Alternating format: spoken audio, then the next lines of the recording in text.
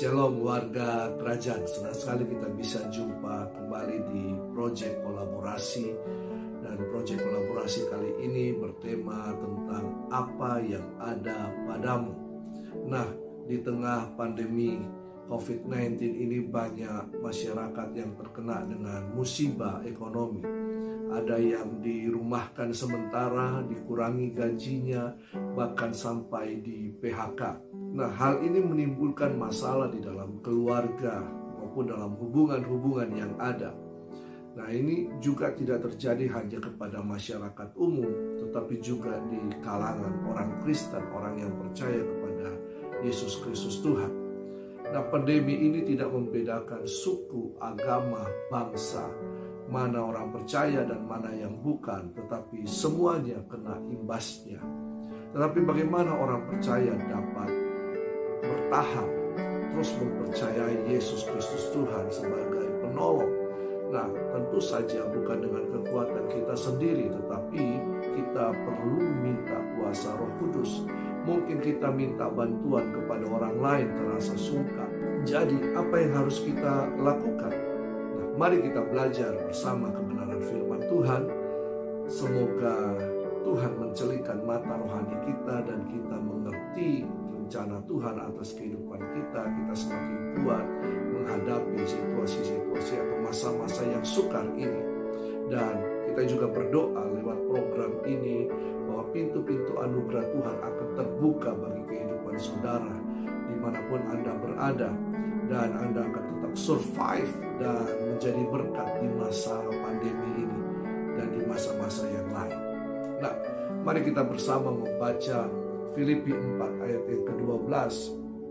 Filipi pasal 4 ayat yang ke-12. Aku tahu apa itu kekurangan dan aku tahu apa itu kelimpahan. Dalam segala hal dan dalam segala perkara tidak ada sesuatu yang merupakan rahasia bagiku. Baik dalam hal kenyang maupun dalam hal kelaparan, baik dalam hal kelimpahan maupun dalam hal kekurangan. Ayat yang ke-13. Mari kita baca bersama-sama. Segala perkara dapat kutanggung di dalam Dia yang memberi kekuatan kepadaku. Ayat ini menjadi sangat terkenal beberapa tahun lalu ketika dituliskan di celana boxing seorang petinju yang bernama Evander Holyfield, dan telah menjadi ayat kesukaan, bahkan menjadi ayat favorit banyak orang Kristen. Tetapi apa maksud dari ayat ini? Paulus sedang berbicara kepada jemaat di Filipi untuk berterima kasih buat pemberian jemaat untuk mendukung pelayanannya. Paulus juga ingin mengatakan bahwa jika jemaat di Filipi diberikan kesempatan oleh Tuhan untuk memberkati kehidupannya dan pelayanannya, itu merupakan anugerah Tuhan karena memang sudah seharusnya demikian. Tetapi Paulus tidak mengemis kepada jemaat yang dia dirikan atau dia bangun atau dilayani olehnya. Ia berkata, walau aku sedang dalam kesusahan sekalipun, aku tidak pergi meminta-minta. Justru aku mencukupkan kebutuhanku, kehidupanku dengan apa yang ada padaku. Dan segala perkara ini dapat kutanggung di dalam Dia yang memberi kekuatan kepadaku. Nah, apa yang ingin dijelaskan oleh Paulus dalam ayat ini? Bahwa ayat ini berbicara tentang keuangan atau ekonomi. Paulus mengatakan bahwa dengan keuangan yang aku punya atau finansial yang aku punya, baik banyak maupun sedikit, tetapi aku dapat mengelolanya dengan baik sebab Tuhan Yesus memberikan hikmat kepadaku dan memberikan kemampuan untuk mengatur keuanganku sehingga aku tercukupkan karenanya. Jelaslah bahwa Paulus membiayai pelayanan dan kehidupannya sendiri dengan mengerjakan pekerjaan tenda atau membangun tenda.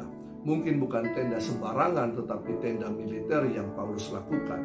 Tetapi Paulus percaya bahwa Tuhan yang membantu mencukupkan, bahkan apa yang dia perlukan semuanya dicukupkan oleh Tuhan. Mungkin jika hanya mengharapkan dari gaji atau penghasilannya, pasti tidak akan mencukupi. Semua perjalanan misinya membutuhkan biaya yang sangat besar.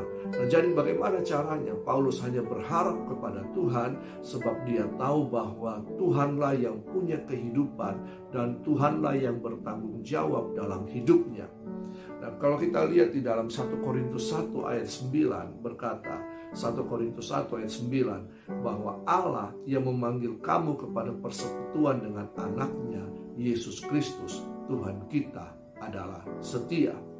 Nah, ayat inilah yang kemudian membuat saya secara pribadi memenuhi panggilan Tuhan untuk menjadi hambanya secara full time. Dan juga ayat ini dipercaya oleh Paulus bahwa Allah itu adalah Allah yang setia. Dia yang akan mencukupkan, bahkan dia akan menolong hidup Paulus dalam kehidupannya maupun dalam pelayanannya. Nah, dalam kolaborasi kali ini saya ditemani oleh Jessica Ginardi, seorang ibu rumah tangga, ibu muda yang sangat cinta Tuhan, dan Jessica adalah mantan paskibraka tahun 1999 sebagai pasukan pembawa bendera pusaka pada waktu itu di zaman pemerintahan Presiden almarhum Bapak B.J. Habibie. Nah, sekarang Jessica melayani di GPDI Bethlehem, Luwuk Banggai, dan hatinya sangat terbeban, sangat mencintai generasi muda. Dan di dalam kesaksiannya yang dia sampaikan kepada saya bahwa sejak kecil dia mendapatkan kasih sayang dari orang tuanya secara berlimpah. Bahkan dia tumbuh dan dia mendapatkan banyak prestasi baik di sekolah maupun di hal-hal yang lain. Dan Tuhan memberikan dia kemampuan yang berlimpah, kepintaran, dan juga prestasi-prestasi yang luar biasa. Namun hal itu membuat dia bukannya semakin berharap kepada Tuhan, sadar bahwa itu merupakan kebesaran Tuhan, itu merupakan karunia anugerah Tuhan atas kehidupannya, tetapi dia justru cenderung mengandalkan kekuatannya sendiri. Nah, sampailah pada satu titik di mana semua yang dapat ia atasi sendiri menjadi tumpul tanpa daya. Bahkan dompet yang dulunya tak pernah kosong menjadi kering kerontang. Nah, momen-momen ini seharusnya membawa dia berseru kepada Tuhan, membawa dia meminta pertolongan dari Tuhan. Tetapi justru di saat itulah dia merasa kecewa, dia merasa malu, bahkan merasa gagal. Masakan dengan semua prestasi yang pernah dia capai, bahkan dulu bisa membuatnya berhasil, itu sekarang dia gagal. Bahkan saat dia merantau sampai ke Banjarmasin pun dia mengalami kegagalan di sana. Dan bahkan sampai usianya menjelang 30 tahun dia belum menikah. Nah, ini membuat dia merasa frustasi. Namun kemudian dia sadar bahwa selama ini dia kehilangan Tuhan. Bahkan dalam setiap pelayanan dia berkata bahwa Tuhan itu baik, tetapi ternyata itu hanya sekedar lip service dalam pelayanan. Walau ia berkata bahwa Tuhan itu baik hanya sekedar lip service, tapi memang Tuhan itu baik dan caranya tidak terduga sampai dia bertemu Tuhan secara pribadi, dan kemudian hal ini mengubah kehidupannya. Dia mengalami terobosan secara rohani, terobosan dalam pelayanan, terobosan dalam pekerjaan, dan terobosan dalam kehidupannya. Sampai dia akhirnya berkata bahwa dulu dia hanya mengenal dari apa yang dikatakan oleh orang seperti Ayub, tapi sekarang dia mengalami Tuhan. Dia melihat, dia memandang Tuhan muka dengan muka, dan hal ini mengubah kehidupannya. Dan sekarang dia bertumbuh di dalam iman, dia melayani Tuhan sungguh-sungguh. Dan Jessica mengalami terobosan yang luar biasa dalam kehidupannya sejak dia bertemu Tuhan secara pribadi. Dan semoga kesaksiannya menguatkan iman percaya saudara. Dan saat ini Jessica akan menyanyikan satu pujian dengan judul Allah yang Kupercaya. Nah, mari bersama-sama Jessica kita memuji Tuhan.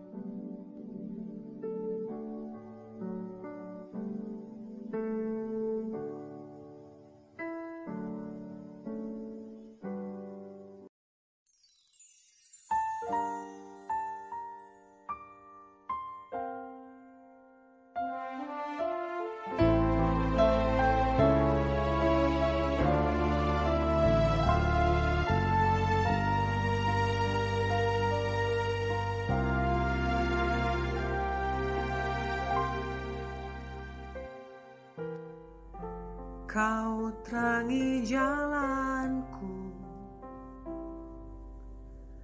saat gelap datang.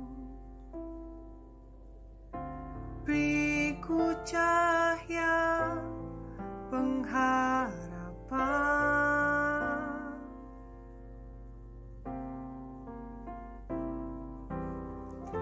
Kau beri dekapmu saat ku takut. Beriku damai dan kekuatan.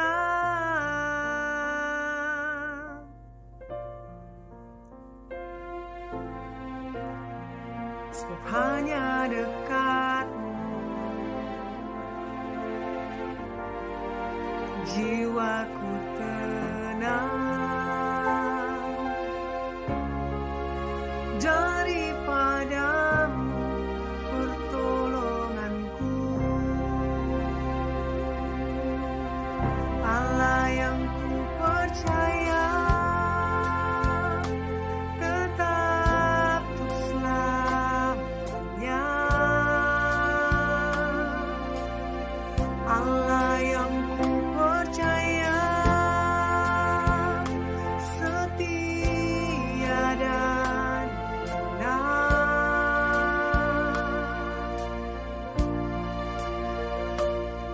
bagai gunung batu yang tak akan goyah. Janji-Mu setia, Allah yang ku percaya. Allah yang ku percaya, tetap untuk selamanya. Allah yang ku percaya, setia dan benar.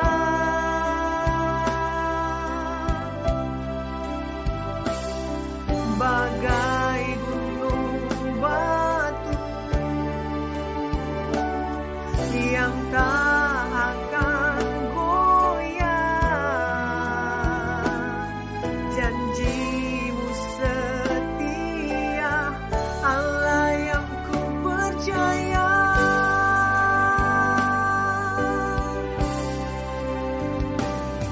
Bagai gunung batu yang tak akan goyah.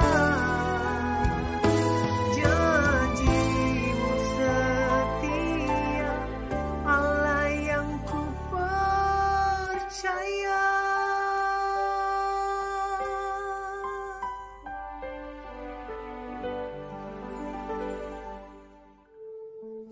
Suatu pujian yang luar biasa yang diungkapkan oleh seorang Jessica yang mengalami terobosan ketika dia bertemu Tuhan secara pribadi. Warga kerajaan. Yesus juga berkata, Matius 6 ayat 25, "Karena itu aku berkata kepadamu, janganlah kamu khawatir akan hidupmu, akan apa yang hendak kamu makan atau minum, dan janganlah kamu khawatir pula akan tubuhmu, akan apa yang hendak kamu pakai. Bukankah hidup itu lebih penting daripada makanan, dan tubuh itu lebih penting daripada pakaian?" Nah, Yesus menyatakan bahwa jangan kita khawatir akan kehidupan ini. Karena ketika kita serahkan hidup ini kepada Tuhan, maka Tuhan setia yang akan memelihara kehidupanmu. Percayalah bahwa Tuhan sanggup memelihara hidupmu lewat apa yang ada padamu. Kita banyak melihat cerita-cerita, kisah-kisah pemeliharaan Tuhan terhadap hamba-hamba Tuhan yang ada di dalam Alkitab. Mari kita lihat bersama-sama beberapa kisah. Yang pertama, Elia yang menyingkir dan hidup di tepi sungai Kerit, terpelihara oleh karena adanya burung gagak yang setiap hari membawakan roti dan daging untuk menjadi makanan bagi Elia. Janda di Sarfat di mana Tuhan memelihara hidupnya dan anaknya karena melakukan apa yang dikatakan oleh Nabi Elia. Kisah janda seorang nabi yang anaknya akan diambil oleh penagih hutang untuk dijadikan budak akibat hutang suaminya, tetapi dengan minyak sedikit yang ada pada buli-bulinya kemudian menjadi banyak karena mujizat Tuhan. Dan banyak kisah-kisah yang lain di dalam Alkitab di mana Tuhan memelihara setiap kehidupan dengan apa yang ada pada hidup kita. Nah, warga kerajaan, mari kita alami terobosan Tuhan seperti Jessica Kinardi. Bagaimana caranya? Temukan Tuhan secara pribadi, alami Tuhan secara pribadi. Bukan hanya sekedar mendengar apa kata orang tentang Tuhan. Tuhan itu baik, Tuhan itu dahsyat, Tuhan itu ajaib. Tapi mari kita alami pengalaman-pengalaman berjalan bersama dengan Tuhan. Dan lihatlah bahwa apa yang ada padamu inilah saatnya untuk dikembangkan, untuk menghasilkan sesuatu, menghasilkan keuangan finansial. Nah, kemudian bangkitkanlah potensi kehidupanmu, kemampuan dan talenta yang Tuhan telah berikan. Mari kembangkan itu, maka Tuhan akan menambahkan 2 jadi 4, 5 jadi 10. Dan ingatlah bahwa apa yang ada pada kita itu merupakan modal awal yang Tuhan telah berikan. Mari kita minta hikmat daripada Tuhan. Apa yang potensi kehidupan kita, hobi kita, kemampuan kita. Dan saya percaya bahwa ketika kita serahkan kepada Tuhan sesuai kehendak Tuhan, maka itu akan meledak dengan luar biasa. Nah, belajarlah dan memperdalam ilmu, misalnya untuk membuat kue, untuk editing, untuk menulis, melukis, untuk bercocok tanam, dan lain-lain. Dan hasilkanlah daripada itu. Nah, talenta adalah modal awal yang sangat luar biasa. Dan saya percaya bahwa ketika bersama Tuhan, maka kita akan dimampukan untuk mengelolanya. Apa yang ada padamu ketika engkau kembangkan, maka Tuhan akan memberkatinya. Dan mintalah hikmat dari Tuhan untuk mengatur keuanganmu dan mencukupkan diri dengan apa yang ada padamu. Dan saya percaya ketika apa yang ada padamu kau serahkan kepada Tuhan dan kau hidup di dalamnya, menghidupi itu, melakukan itu, maka engkau akan mengalami mujizat Tuhan. Tuhan Yesus